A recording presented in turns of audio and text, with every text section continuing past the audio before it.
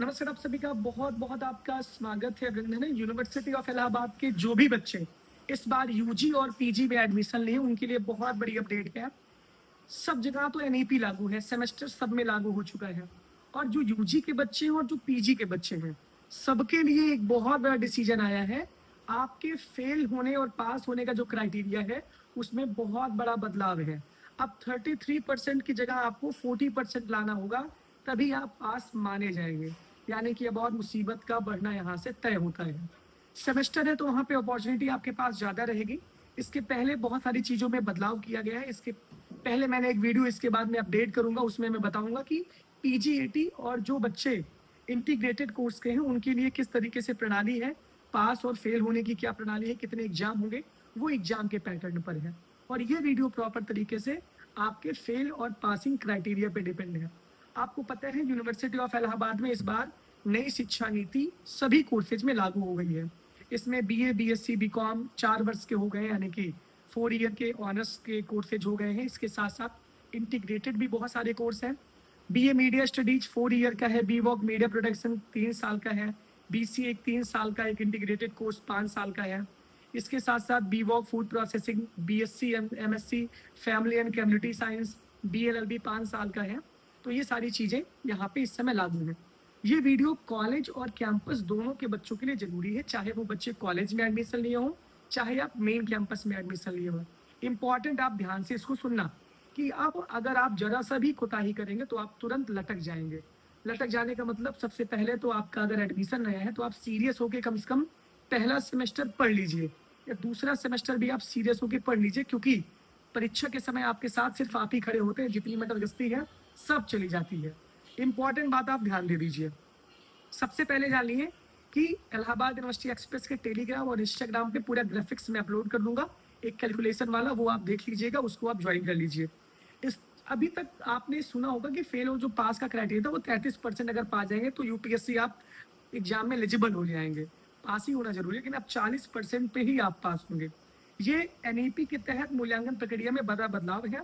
कुलपति मैम की अध्यक्षता में विद्वत परिषद की बैठक में ये मुहर लगी है, यानी कि एकेडमिक काउंसलिंग और एग्जीक्यूटिव काउंसलिंग, इस तरीके से चीजें रहती हैं। अब इसमें आपको ध्यान देना होगा। सबसे पहले आप ये जानिए कि जो आपके पेपर होंगे बीए, बीएससी, बीकॉम में एक अलग उसका शेड्यूल है।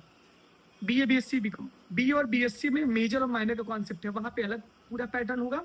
बाकी बीकॉम में अलग से पूरा कार्यक्रम होगा, और जो भी सेमेस्टर के कार्यक्रम है वो अलग अलग होंगे।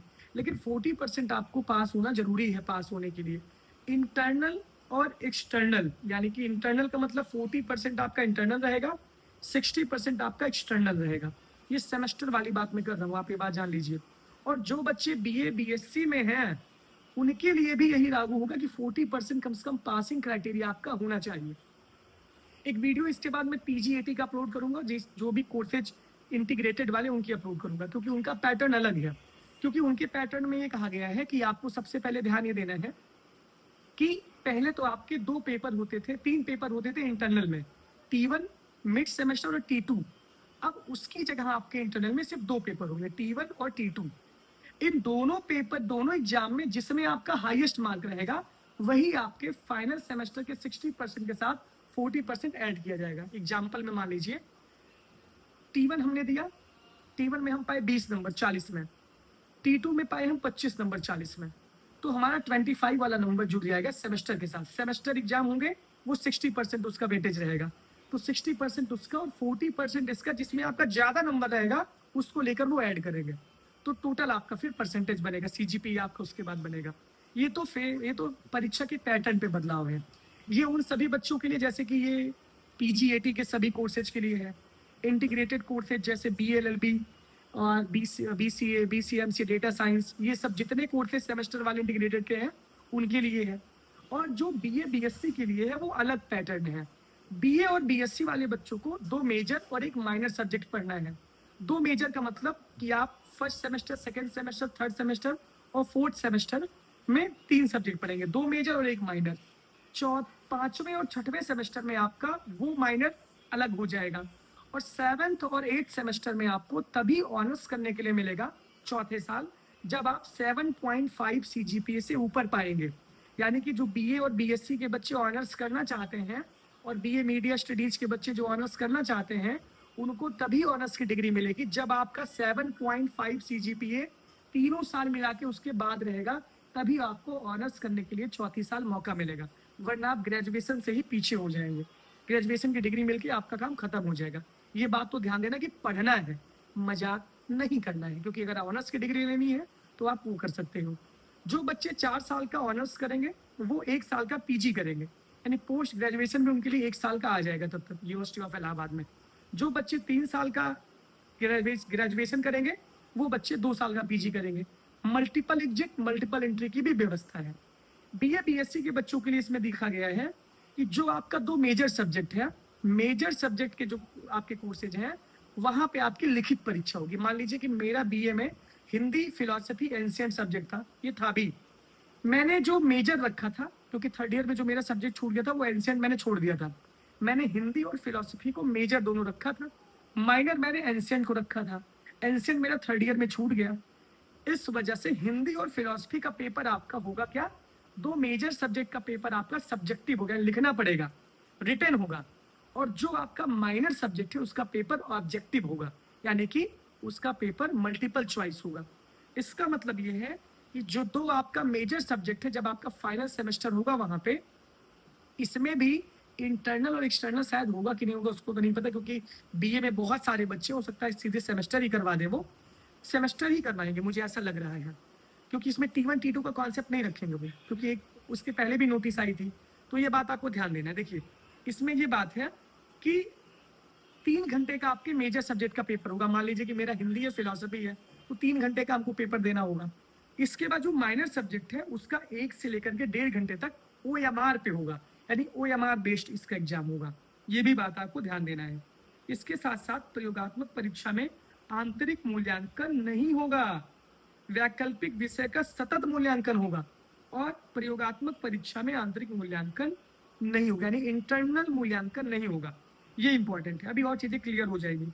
इसके साथ साथ NEP 2020 के तहत नए 2 क्रेडिट वैकल्पिक पाठ्यक्रम शुरू किए गए, जिसकी कक्षाएं शनिवार को होगी, और इसमें आपको योग IIDS के पाठ्यक्रम निःशुल्क रखे गए हैं।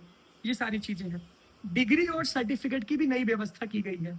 अब सुनिए, मान लीजिए कि आप पढ़ने में थोड़ा सा मन नहीं लग रहा है, गिद्ध जैसे आप यहाँ आ गए हैं, खाने पीने में माहिर है, इलाहाबाद की धरती आपको अच्छी नहीं लगी, तो आप 1 साल में भी छोड़ सकते हो अपना बीए, आप 2 साल में भी छोड़ सकते हो, तो आपको एक सर्टिफिकेट मिल जाएगा कि आपने 2 साल का सर्टिफिकेट कर दिया है। अगर आप उसी डिग्री को 3 साल में कंप्लीट करते हो तो आपको ग्रेजुएशन की डिग्री मिलेगी। अगर उसी को आप चौथी साल ऑनर्स करते हो तो आपको ऑनर्स की डिग्री मिलेगी। ये इंपॉर्टेंट है।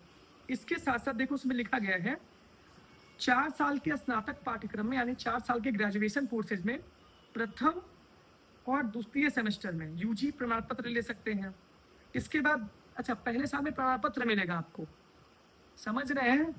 दूसरे साल आपको मिलेगा क्या, डिप्लोमा मिलेगा।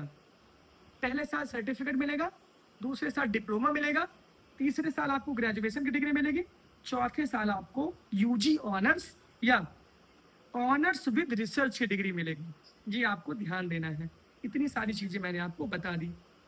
और इसके बाद एक वीडियो में पीजी वाले बच्चों का और इंटीग्रेटेड कोर्स के बच्चों का अपलोड करूंगा, वो देख लेना। इसके और बाद में वीडियो अपलोड करूंगा बीए बीएससी के बच्चों के जो पेपर का पैटर्न है उस पर अपलोड करूंगा। सारे लोग जुड़े रहिए यार, क्योंकि अब आपको जुड़ना ही है। यहाँ से बहुत सारी चीजें नहीं बदलाव ऐसे नहीं समझ पाएंगे, अभिनव के साथ जुड़े रहेंगे तो आपके लिए सारी की सारी राह बहुत आसान हो जाएगी। Thank you.